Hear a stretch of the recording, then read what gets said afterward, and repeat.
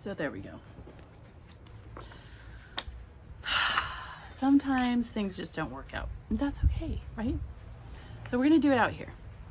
Jason's not feeling good. He has 101 temperature. He's in bed. And that's generally where I do all my readings, is in my little office room.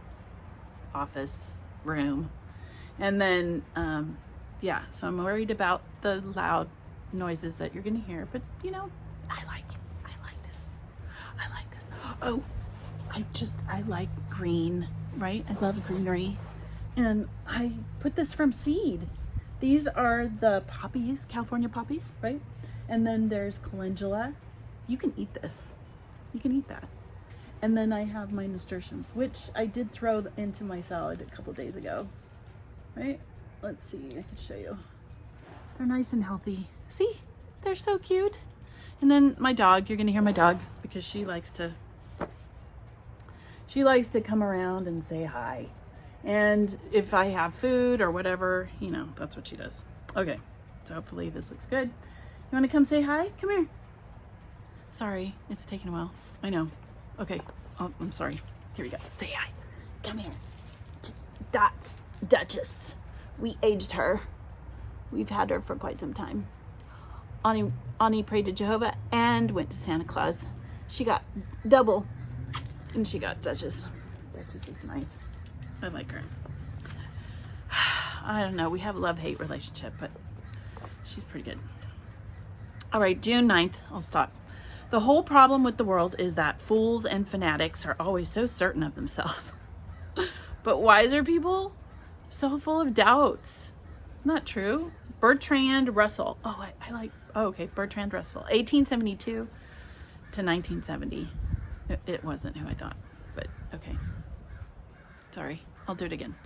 The whole problem with the world is that fools and fanatics are always so certain of themselves, but wiser people so full of doubts. Are we the fools boasting of our certainty, or more like the wise, waffling doubters? How many times have we been absolutely certain, yet 100% wrong? Remember when we insisted that we had addiction under control? We were just as certain that recovery would result in a boring life not worth living. We're not automatically wrong when we are certain, but sober second thought suggests that there is always cause to both think and feel our way through life. Can we be at peace with uncertainty? Or do we only feel in control when we can say, no worries, I have this situation all figured out? Certainty is revered and doubt has a bad name. Don't we always vote for someone with confidence? Maybe leaders plagued by doubt could make more thoughtful decisions. Humility, in part, involves accepting that we are only human. We know only a little, and our conclusions may be flawed. Maybe there is a quiet confidence that comes with not needing to be right. We can be confident that we will do the best we can and be willing to alter our course as need be, without regret or shame. Not knowing does not make us incomplete or inadequate. Learning is a lifelong project. Some of the time, it includes reevaluating what we think is true. A dependency on being right marries us to ideas which may stunt our growth. For some of us, unabashedly doubting is a higher state of consciousness than certainty. Doubt and uncertainty can be spiritual states. Being wrong isn't wrong. Overcompensating is wrong. What am I so sure about? How attached do I feel to my version of the truth? How much initiative, know-how do I have? What are my blind spots?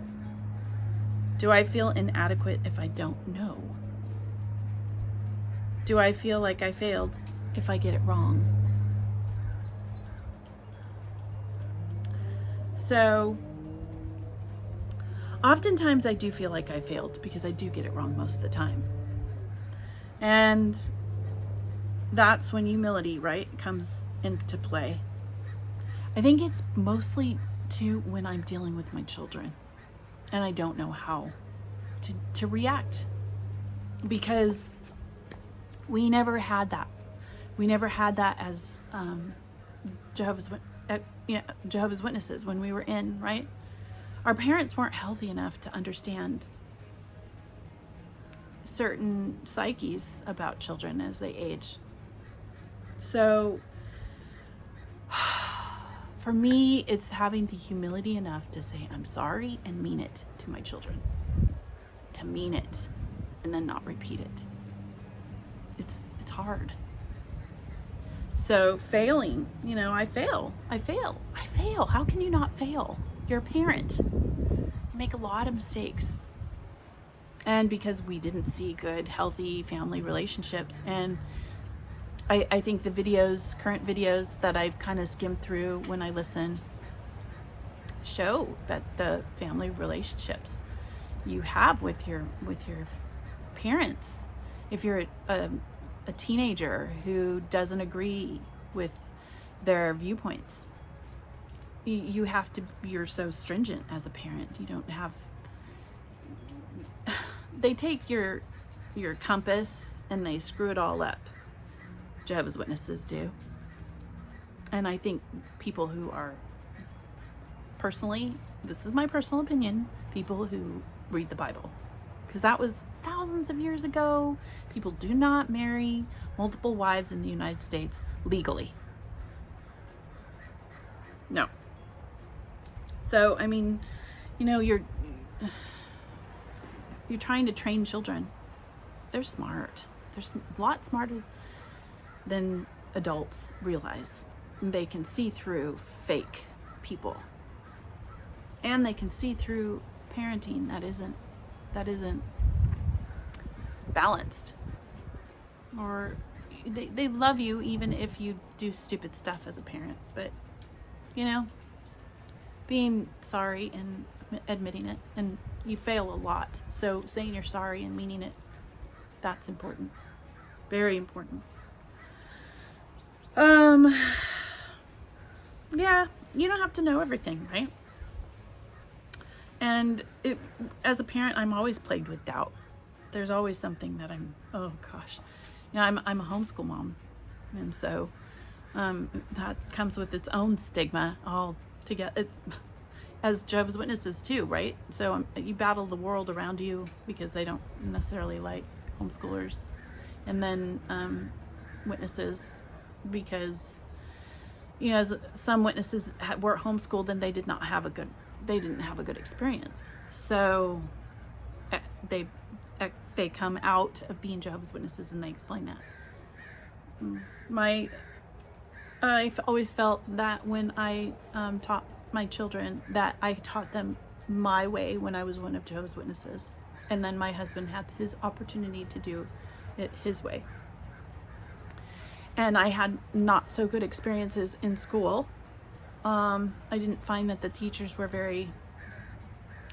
If you were white and if you had money and you could get yourself into a good college with parents who understood that, it was...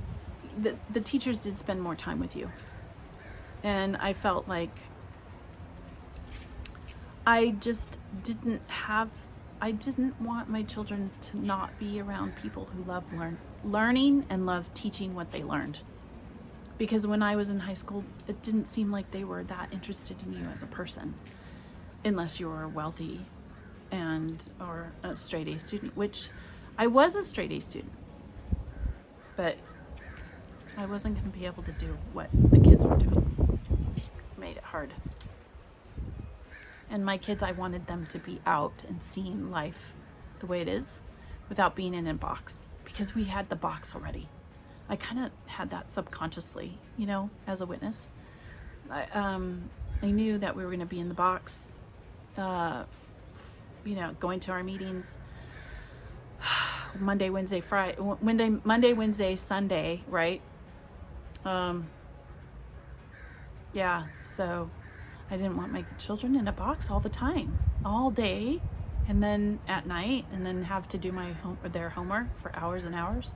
I'm very open when it comes to teaching, and I was open even as a witness. I was very grateful that my husband got to teach them evolution, his form of, what he believed, and then because I figured they would have to get it in school anyway. So they were going to have to take it, they were going to have to take their stand, whatever. Yeah, so anyway, okay, well, I hope this helps you on your healing journey. I hope it wasn't too loud, and I kind of always go off on whatever I feel at the time to share with you. So hopefully it helps you. And if not, and I hope I didn't waste your time. I do kind of chat a little, sorry. But that's me, so thank you for spending time with me, and follow your bliss, be good humans, and enjoy your weekend. I hope I get to see you this weekend. Hopefully I get to do my little thing, but if not, I have to see how my husband's feeling. Yeah, so he's not doing too well, but he's getting better little by little, so that's good. It hit him hard, so be safe out there. Drink lots of water if you get sick, and oh gosh, it seems like it's a flu, so oh no, so it might hit our whole family. When one of us gets sick, we all get sick, and then we might do it a second time, so we have two times that it happens, the first time and then the second time. Okay, loves, you have a great day. Thanks for spending your time with me, and follow your bliss and be good humans. Use your forces for good.